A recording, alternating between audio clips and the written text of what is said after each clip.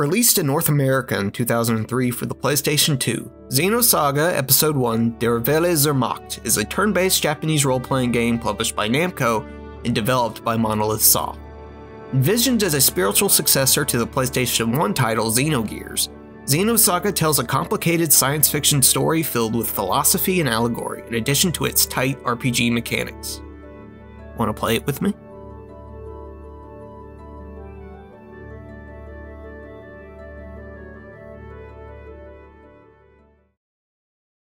Usually I show the pre-menu cinematic of a game in addition to the company logos before anything else, but Xenosaga 1 actually doesn't have one of those. There are no difficulty options to speak of, so we just start a new game. Oh wait, hold on. Before we continue, I think I should set some expectations for this series. 1. The visual fidelity of the character models will not be consistent. This is because I am running the game at a higher resolution than the pre-rendered cutscenes play at. This game has a lot of those, and it even mixes pre-rendered and in-engine cutscenes in the same scene sometimes. It shouldn't be too distracting, but I'm saying this now so no one gets confused. 2. I'm going to keep the series as spoiler-free as possible. Well, I mean, I'm going to spoil the entirety of the game eventually, but you know what I mean. The game's story has a lot of potentially confusing aspects to it, and I'm going to do my best to make sure everyone's up to speed. If the game is intentionally obfuscating something to reveal later, I'll explain once the game itself reaches that point. That said, there will be annotations during cutscenes to explain certain terms that are in an in-game database but aren't explained elsewhere. They'll look like this. They won't appear during intense or emotional moments though, to prevent breaking immersion. And 3, this game has long-ass cutscenes. Usually I let cutscenes play out in their entirety, but for some in this game I might pause at appropriate parts to discuss what happened. Alright, we good. Let's start playing the game.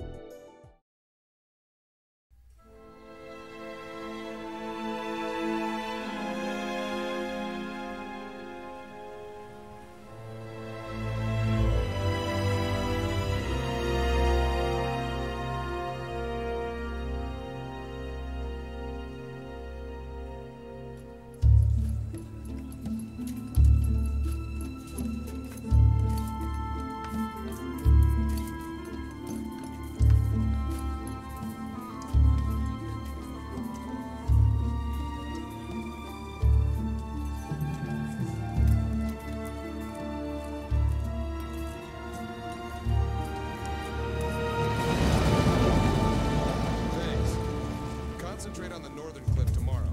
The ground there is hard, so be careful when you dig. Yes, sir. Doctor! Dr. Masuda! What is it? Did you find something? Yeah, we followed the corridor from the lakeside. It matches the location described in the research paper. Good. Show us where it is.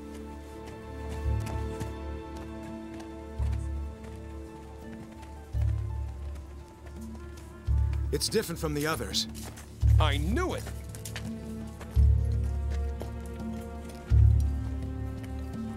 It's over there.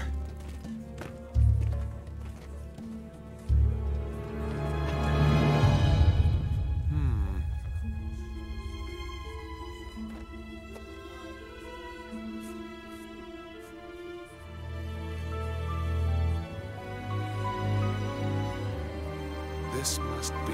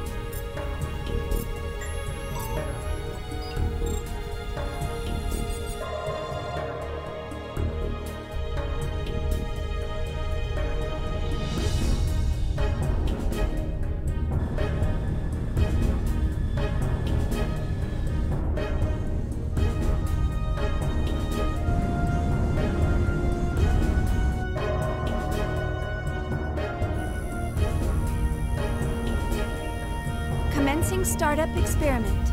Open up an interconnection. Roger. Opening interconnection. Connecting with dummy protocol. A-line protocol zone secured. Opening cage partition. 60 seconds to release. Beginning countdown. 57, 56, 55, 54, 53, 52, 51.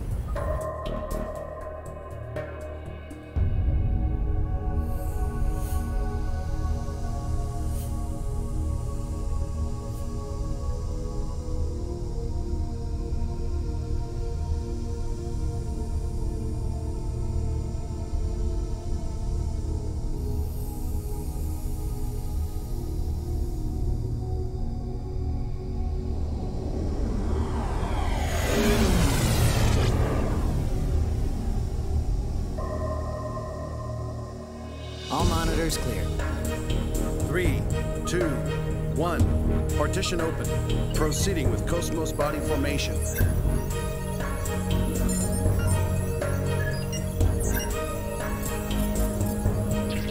Body formation complete. Commencing Penfield mapping.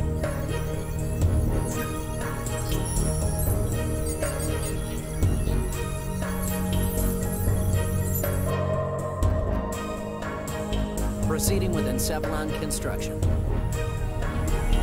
Mapping percentage at 76, 77, 78. Encephalon construction complete. There's noise appearing in the temporal lobe. What's the problem? It's on the left side of the temporal lobe. I'm showing slight stimulation of the synapses in section 818. It's within permissible bounds, though. Do you want to abort?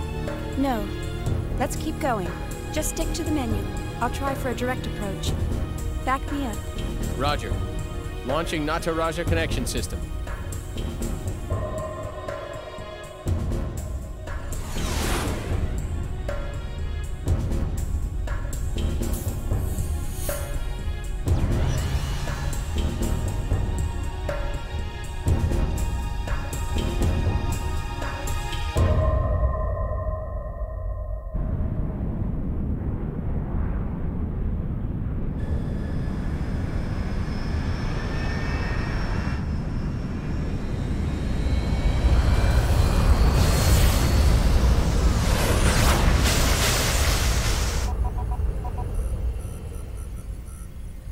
Password accepted. Commencing Nataraja boot up sequence.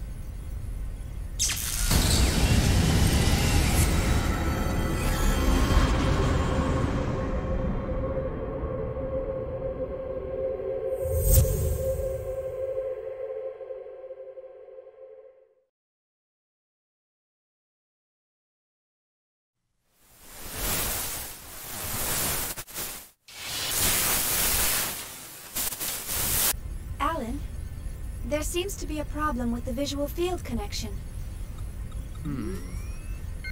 Ah, I see a small break in the MT field, route K12. It looks like the bi-directional link in the V4 field is lagged too. Hold on a minute. I'll fix it now. How is it now, Chief? Okay. Looks good. Let's keep going. Roger. Proceeding with Cosmos host separation.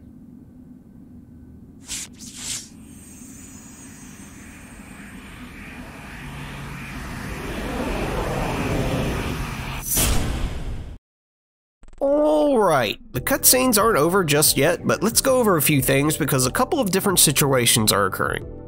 The first scene of what looked like a modern-day archaeology team uncovering a magic creation monolith, I got nothing for you there, at least not yet.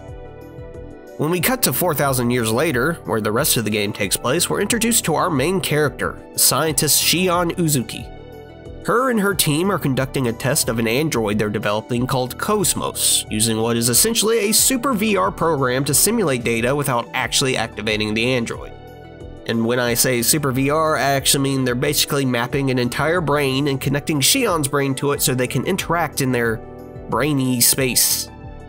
Separate from this, the crew of the ship the scientists are currently on has found a strange object in space that looks suspiciously like the magic monolith from the intro.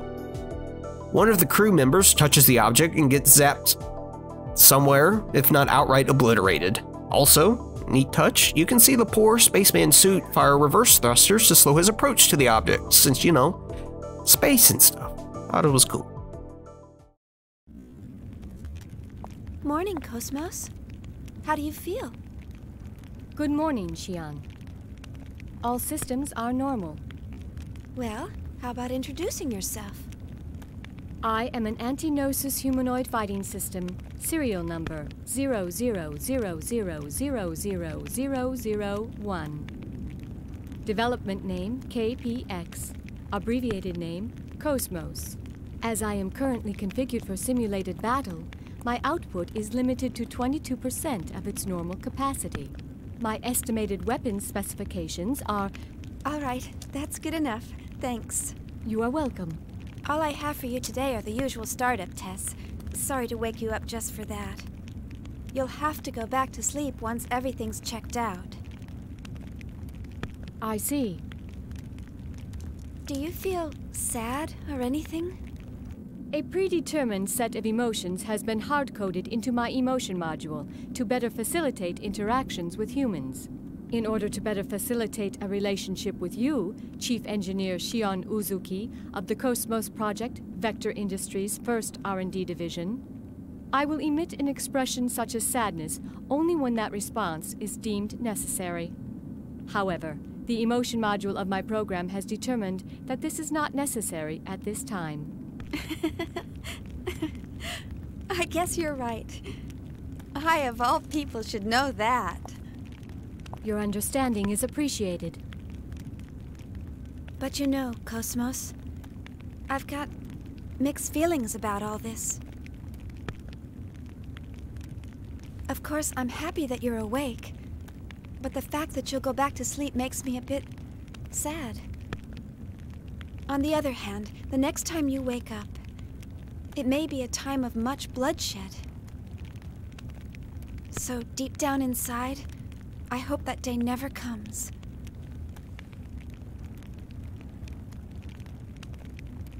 Understand? The algorithms I have been programmed with do not support the comprehension of illogical human thought.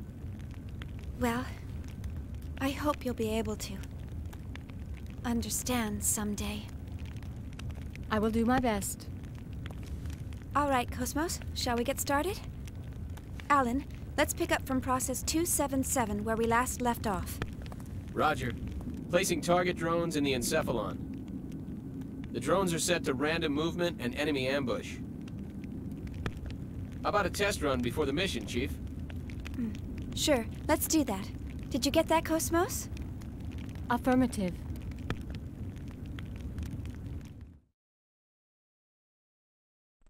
We now get the option to follow a few tutorials explaining the basics of the combat system. By talking to Cosmos, we can select which subject we want to learn about, and walking into the soldier dude will take us into a tutorial battle for whatever we pick. The first one will teach us about normal attacks. First, it explains the group turn window, which is a silly way of saying turn order. Characters go in order, taking their turns from left to right. Xenosaga is mostly very much a traditional turn-based JRPG, but there is no generic attack option. Instead, characters perform unique attacks based on what face buttons you push. Generally, pressing square will perform a physical close-range attack, and triangle will perform a ranged ether type attack. Ether basically means magic or energy. These pips, by our characters' portraits, represent their action points. A normal attack requires 2 action points, and a character is given 4 at the start of their turn to a maximum of 6. Also, the game explains here that there are 3 types of enemies: B enemies, which are biological, M, which stands for mechanical, and G, which stands for gnosis. B and M are self-explanatory. Gnosis, well, we'll get to that.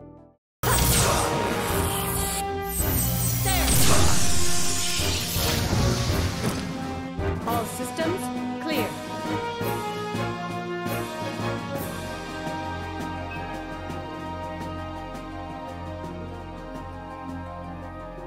After we beat up some dummies and get out of the battle, Shion's body flashes white like she's been hit in a Mega Man game.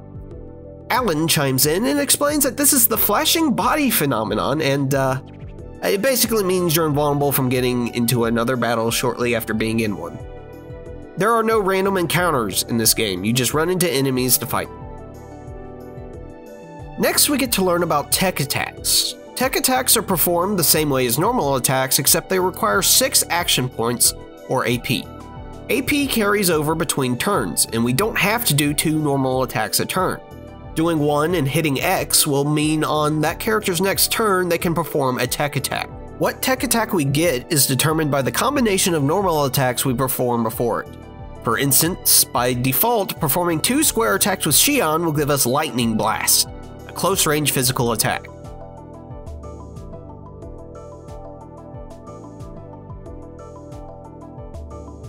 Doing 2 triangle attacks gives us Spell Ray, a long-range ether attack.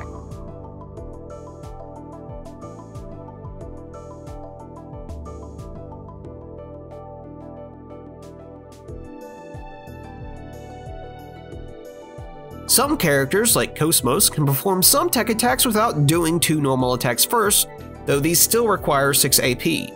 These also either require ether points, which is analogous to MP from other games, or ammo, meaning their uses are limited per battle. I'll go into the specifics of each character's attacks and other attributes later on. The next tutorial is about submenus. By pressing X in lieu of performing attacks, we get a bunch of other options. Ether costs 4 AP and lets us use ether skills, basically spells or abilities. Item costs 3 AP and lets us use an item.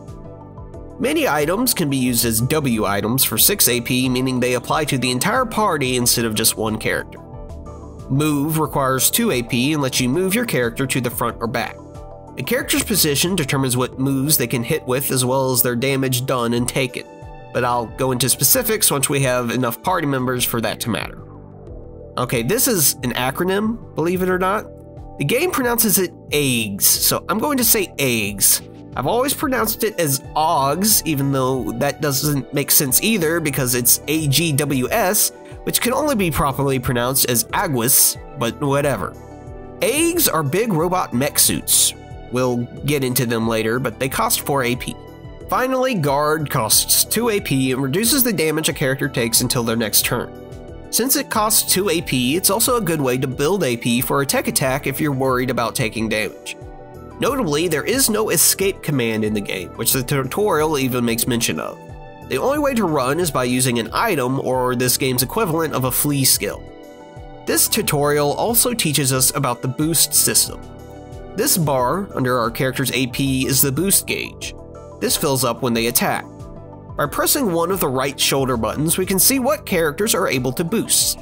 Eligible characters are those with at least 1 boost gauge and who are not currently shown on the turn order. Boosting a character will allow that character to take a turn immediately after the current turn ends, whether it's ours or an enemy's. This does not affect their preceding turns. Only 1 character can be boosted at a time, and this is mostly important because enemies can also boost. Finally, we get to learn about the event slot, which is this little window by the turn order. The active effect in this window changes in order from nothing to critical rate up, which obviously improves the frequency of critical attacks, boost gauge rate up, which gives characters more boost gauge when they attack, and special points up, which increases the points a character earns when they down an enemy or perform an attack. These points can either be ether points, skill points, or tech points, and are gained at the end of the battle like experience points. I'll go into specifics later, but think of these like job points or perk points, secondary progression systems next to just regular level ups.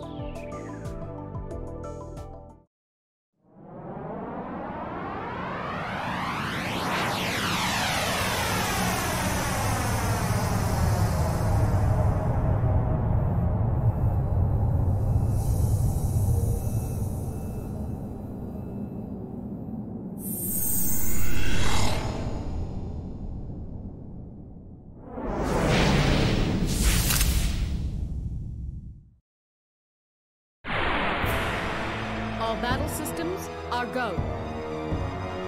Oh, okay. one more tutorial. Well, it's more of just a fight than a tutorial, though it does give good advice on taking out enemies that can hurt your whole party first and leaving high health enemies for last. Xion has an ether skill called Medica that heals a single party member, so as long as you use that when either her or Cosmos gets low, you shouldn't have a problem with this. Though I will take this time to mention that this game uses the Japanese PlayStation controller scheme, meaning that circle is confirm and X is decline, and no, I will never get used to this, and I will fuck it up quite often. So if you see me going back and forth in menus a lot, I promise, I'm not indecisive, it's just years of muscle memory fucking with me.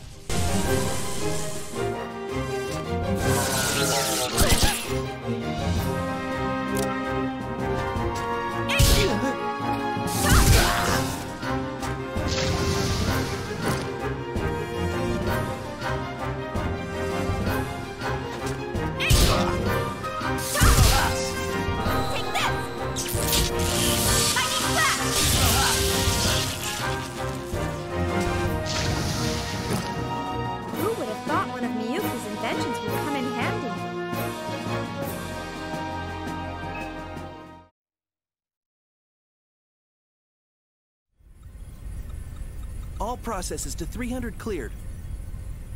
Chief, the data transfer is going smoothly. The A-line protocol is looking good. It sure is. The response levels are really good. If we can maintain these levels, we'll have some great results soon. Yeah.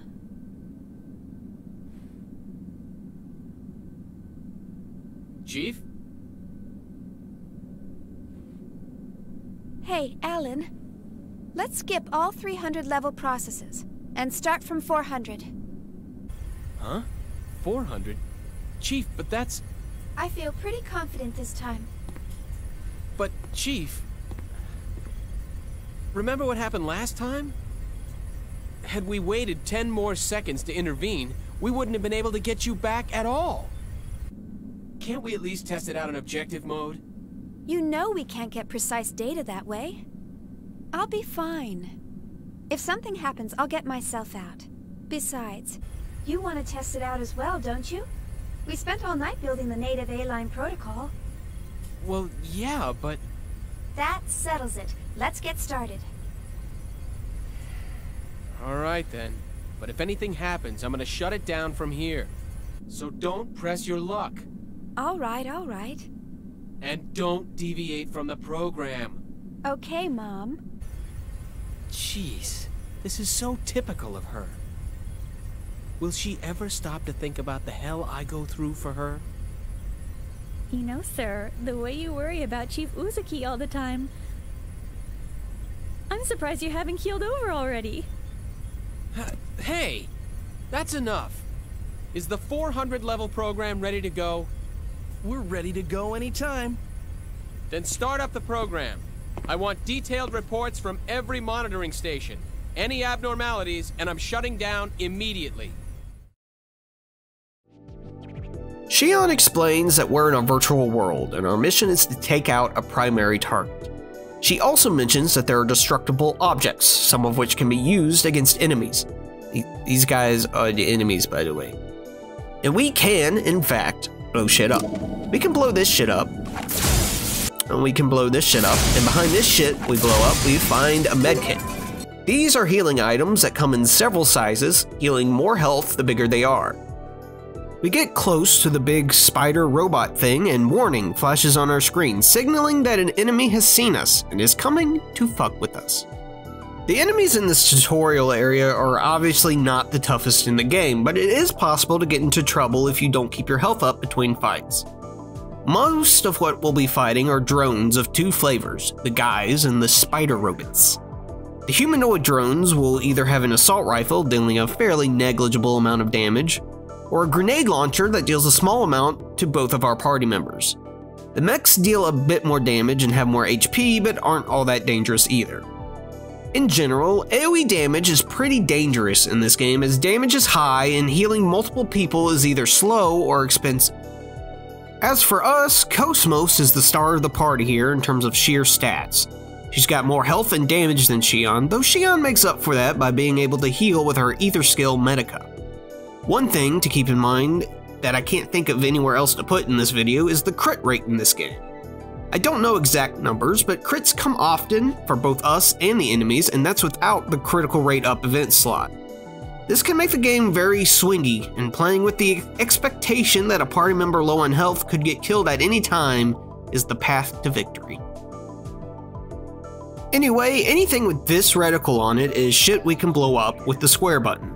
That's going to be the secret to a lot of, well, secrets in the game. Before hitting into the garage, we find this big ladder, and at the top, a conundrum. There's a soldier man next to an explosive barrel inside a building which we can blow up. Xion saves the day by reminding us that we can use the shoulder buttons to switch between close blow-uppable shits. Shooting the barrel next to the soldier sets him on fucking fire. There are different types of these barrels, all of them stopping an enemy from moving on the field and giving an advantage in combat. Fire gives our characters a boost at the start of the combat. We take care of these dudes and open a chest for 2 medkit essences. Heading into the building to the north, we run into more of the same enemies. Behind a shutter straight ahead though, we find our target. This thing. Unfortunately, the shutters are locked, and we need the mission key. Heading up the stairs, we find a dilapidated room with a locked door that we cannot blow up. The shit we can and cannot blow up is kind of arbitrary. Luckily, there's a working door to the west that leads to a walkway.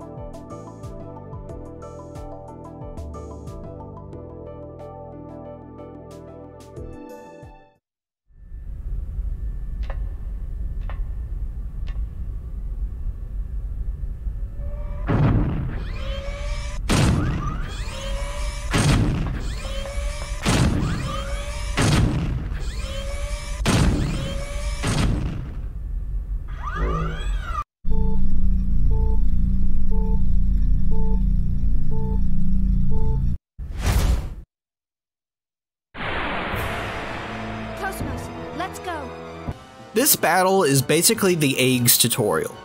Only certain characters can use eggs, Xion being one of them, and Cosmos being not one of them. Summoning an eggs uses a character's turn and 4 AP. Eggs have a lot of HP and, at this point in the game, deal a lot of damage.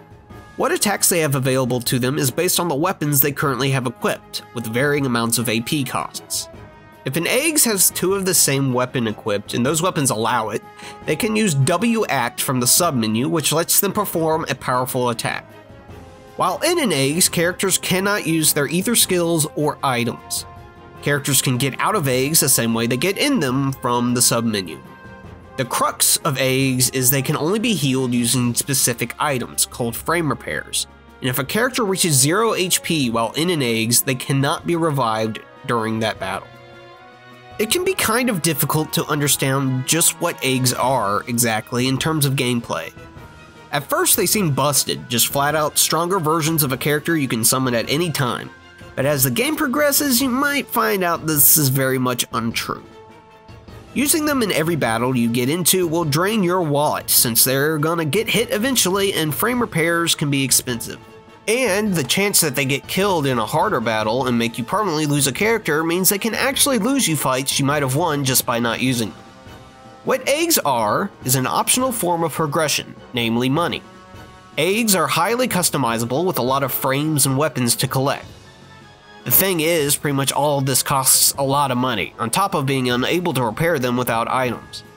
And if you want them to be effective throughout the game, you do have to keep up with their upgrades, just like you would normal characters. Is this worth it? Kinda. I mean, it's fun to build a big robot and kill shit with it, I don't have to tell you that. The most practical use for them is near the end of a boss fight, if you're low on health and resources. Pop your weakest character in eggs and finish them off. Otherwise, it's really up to you if you want to use them. For this playthrough, I'm going to get a lot of money and items anyway, so I'll probably use them sometimes just for some variety.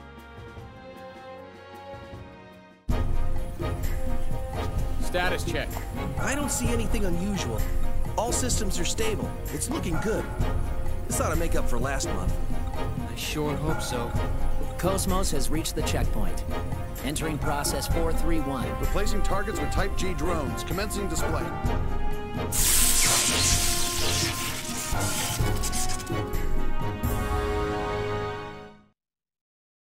Alan informs us that he's changed the settings on the drones to react to sound instead of visuals. By holding R2, we can walk silently, reducing the area which enemies will aggro onto us but slowing us down. He also points out the save point behind us. Save points let us save the game. And that's it. They don't heal us or anything. Well, there is an item, biospheres, that can only be used at save points to fully heal our party. Tents, basically. To the east, we can enter that room we couldn't get in before and grab the coveted mission key. We can also blow up the door. Before we use the key, though, we backtrack a bit and go down a ladder. This leads us to a room with a lot of boxes that we can blow up. Oh, shit! Well, these drones are certainly more intimidating looking and also certainly hit harder. They have fairly low HP though and can often be 2-hit by normal attacks. They are very resistant to ether though, so we'll stick to physical. Yeah, Alan, thanks, I noticed. We blow up 2 boxes that don't have crazy monsters in them and get an ether pack, which lets us restore our character's ether points. And 2 medkit essers. Behind some rubble, we find a strange red door. Interacting with it, we get a message saying we discovered a segment address number 10. We'll get to these later. We head back to where we got the key and ignore Alan's suggestion of walking to avoid attention. These flying drones deal a decent amount of damage and are airborne, meaning they can't be hit by melee attacks. Both of our characters' square attack routes are melee, but thankfully both can deal fine damage with their ranged triangle attacks. Note, however, that there are ranged physical attacks in the game, we just don't have access to them at the moment barring Cosmos' Circle Tech Attack, FG Shot. We open the shutters with the mission key and go in to claim our prize of whatever this thing is.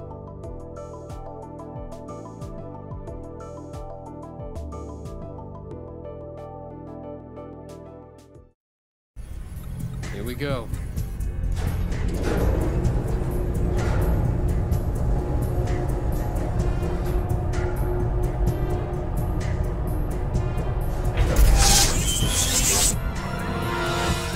What's going on? A brand new network is being created within the Cosmos mainframe. We've never had a reaction like this before. This is incredible. I've never seen the net grow so fast. Look at it, sir. Portions of the encephalon map are evolving. What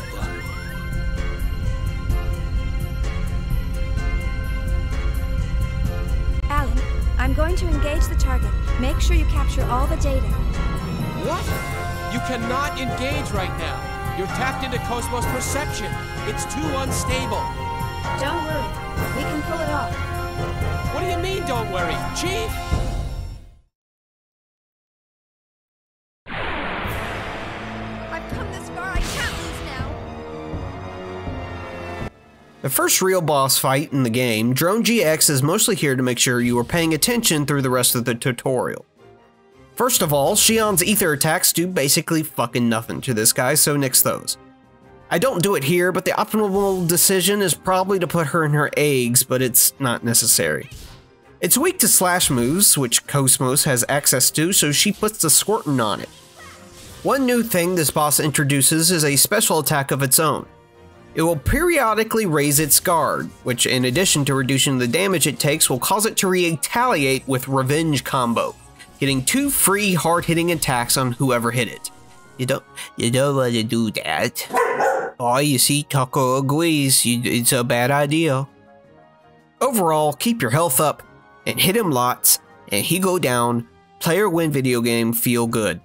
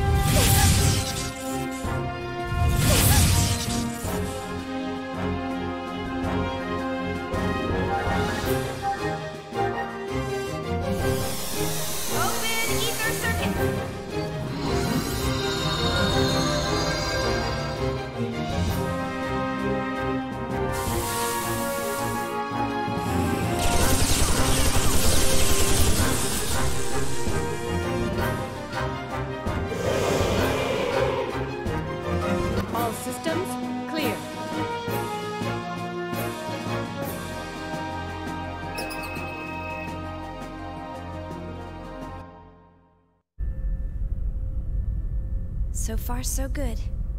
Shift target to real mode. We'll test the Hilbert effect. What? Chief, you're supposed to follow the program! Cosmos, activate Hilbert. Roger. Activating Hilbert effect.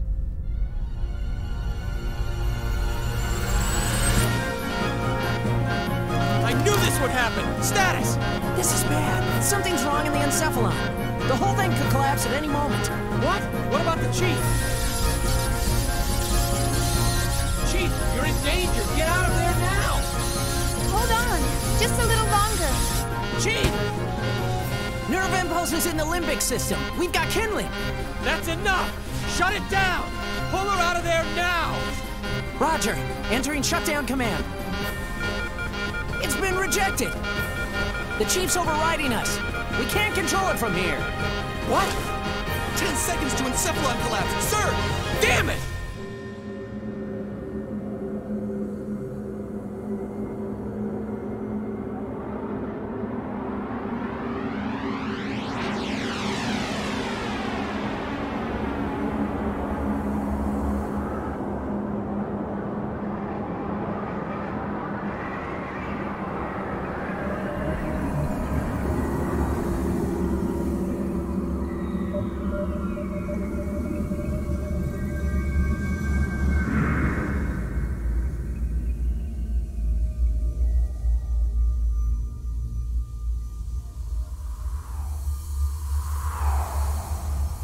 Chief!